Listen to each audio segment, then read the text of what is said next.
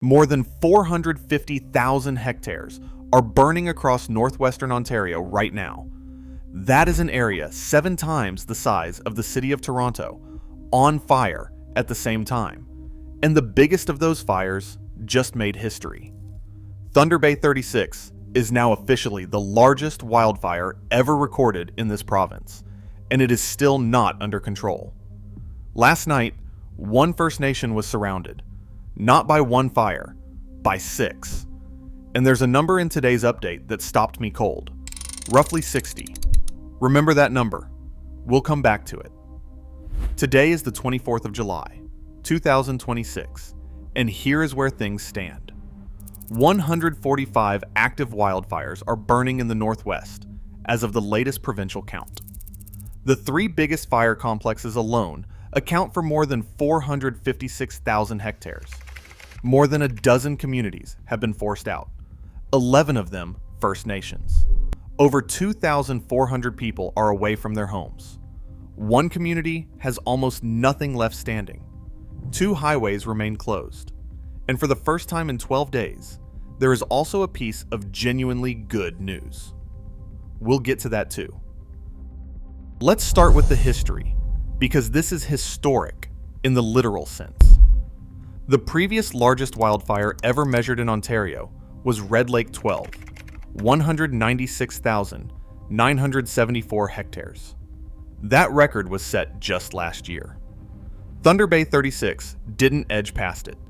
At 318,813 hectares, it is 62% bigger than anything this province has ever recorded. 2 record-shattering fires in 2 consecutive summers. And across Canada, more than 2.7 million hectares have burned this season. We are in the middle of July. Fire season runs into the fall. So how did we get here? Thunder Bay 36 started on July 12th in a remote corner of Wabakimi Provincial Park. On day 1, it was 100 hectares, a single fire, far from anywhere. Then it began absorbing its neighbors, Dryden 13, and a string of other Thunder Bay fires, until 4 blazes became one. You may have seen even larger early estimates floating around. The ministry's current mapped size is 318,813 hectares, and I'll always give you the official number, because even at that figure, nothing in Ontario's history compares. Now, the good news I promised. Rain. Real rain. Over several days. The Ministry of Natural Resources says precipitation has reduced fire behavior, and crews are, in their words, making good progress on the fire line. A fire information officer confirmed there has been no significant growth on Thunder Bay 36 in the last 5 days. Some of you in Thunder Bay told us in the comments the moment it started falling. But understand what this is and what it isn't. The fire has stopped growing. It has not stopped burning. It remains fully out of control, and there is still no containment timeline.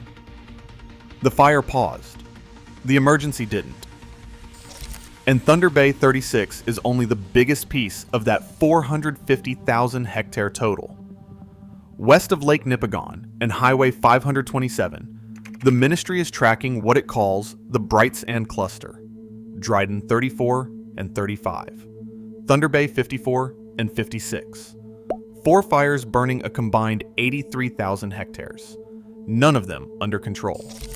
Down near the border, Fort Francis 14 is still more than 55,000 hectares, with an evacuation order covering the Lac des Mille Lacs area. And the new starts haven't stopped. 5 new fires were confirmed in the northwest on Wednesday alone, most of them from lightning. If your summer plans run through northwestern Ontario, hear this part. Highway 527 is closed at Gull Bay, and that closure has been extended all the way to the Highway 811 junction. Highway 811 is closed except for local traffic evacuating the area. Sections of Highway 11 have been affected as well. Check closures before you leave. Up here, one closed highway can mean a detour of hundreds of kilometers. Let's talk about the people, because this is where it stops being numbers. Remember the community surrounded by 6 fires. That is Kiashka Zaging Anishinabek, Gull Bay First Nation, on the western shore of Lake Nipigon. They had already begun evacuating on their own. Then came one night of lightning, and by morning there were 6 separate fires around the community. The evacuation is now a mandatory order, with provincial police helping people get out. Collins First Nation, Namai-Gusisagagun. Every resident fled on July 13th. Video from the community shows the fire left virtually no structures standing. Brightsand First Nation has been heavily impacted. Around Armstrong, north and east of Lake Nipigon, expanded evacuation orders remain in effect. In total, more than a dozen communities and areas have been told to leave. And for remote communities, leaving means aircraft, buses, and temporary housing hundreds of kilometers from home. If you are anywhere near an evacuation alert zone, have your bag ready tonight. Medications, documents, chargers. Be packed before the order comes, not after. Now, that number, 60. A lot of you have asked the same question under these videos. Who is actually fighting this fire? Here is the ministry's own list for Thunder Bay 36, a 20-person incident management team. 9 fire ranger crews of 4 to 5 members each, 5 heavy equipment operators, 5 helicopters. Add it up, and you get roughly 60 people on the ground, assigned to the largest wildfire in Ontario's history. 60 people, 5 Torontos of fire. That's not neglect, it's the brutal math of a fire this size in terrain this remote. You don't put out 318,000 hectares. You hold its edges, protect what can be protected, and wait for the weather to do what no crew can. And help is arriving from outside. The Pan-Canadian Aerial Asset Program has sent 2 Q400 air tankers and a Bird Dog aircraft into the region. But I won't pretend there's no debate here. The union representing Ontario's fire rangers says the program has been weakened by years of mismanagement and can't keep experienced crews. The province rejects that and points to everything deployed this season. I'm not here to referee that fight, but it's the question thousands of you are asking, and it is not going away. Then there's the part of this story that reached the rest of the country. For days, Thunder Bay sat under a blanket of smoke thick enough to blur the city from the air. Last week, that smoke pushed south hard enough that Toronto briefly recorded some of the worst air quality of any major city on Earth, and advisories stretched into the northeastern United States. To everyone watching from Michigan, Pennsylvania, New York, the haze you saw came from these fires, and this is the story behind it. The rain and the wind shift have cleared the worst of it for now, but with 145 fires still active, that relief is on loan. 1 dry week and 1 wind change bring it back. Zoom out, and this season stops looking like bad luck. Ontario has recorded well over 500 wildland fires so far this year, dramatically above the 10-year average. The Weather Network says the province is on track for its worst fire season ever recorded, and the heat matched it. On July 14th, Armstrong hit 40.7 degrees, an all-time record, and the hottest reading anywhere in Ontario since 1936. A record fire, inside a record season, inside record heat. That is the pattern. So what happens now? After the rain, fire danger across most of the Northwest has dropped to low, with moderate pockets around Kenora, Dryden, and Fort Francis, and a stubborn area of high hazard near Sioux Lookout. But the ministry's warning is blunt. The same storms that bring rain bring lightning, and lightning is still starting new fires.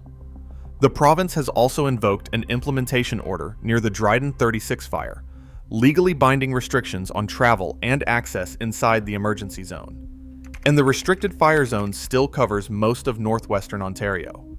No campfires. No open burning of any kind.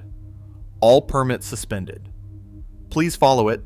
A human-caused start right now would be unforgivable. The honest forecast is this. The rain bought time. It did not end anything.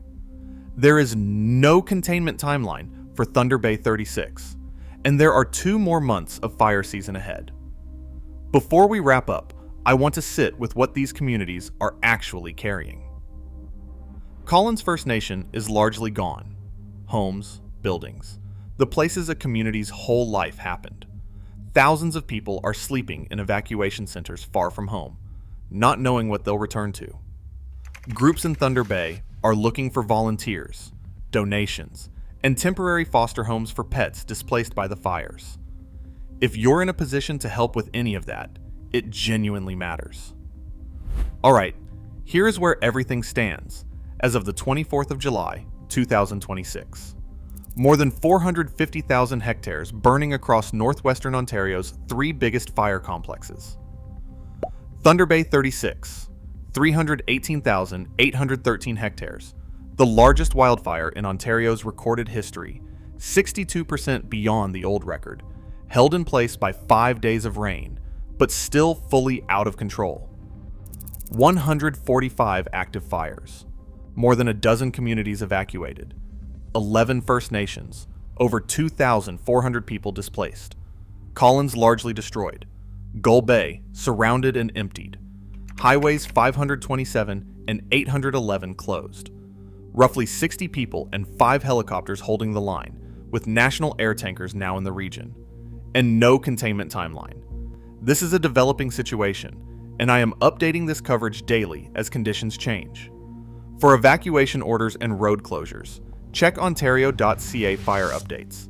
That is the official source, and the one to trust. If you spot a new fire, the number is 310-FIRE. One more thing. Some of the most useful information under the last video came from you. If you're in Thunder Bay, Sioux Lookout, Armstrong, anywhere in the Northwest, tell us in the comments what it looks like where you are. Your reports from the ground help everyone here. If you found this coverage helpful, please like and subscribe, and turn notifications on so you get the next update the moment it is out. I'll see you in the next one. Stay safe out there.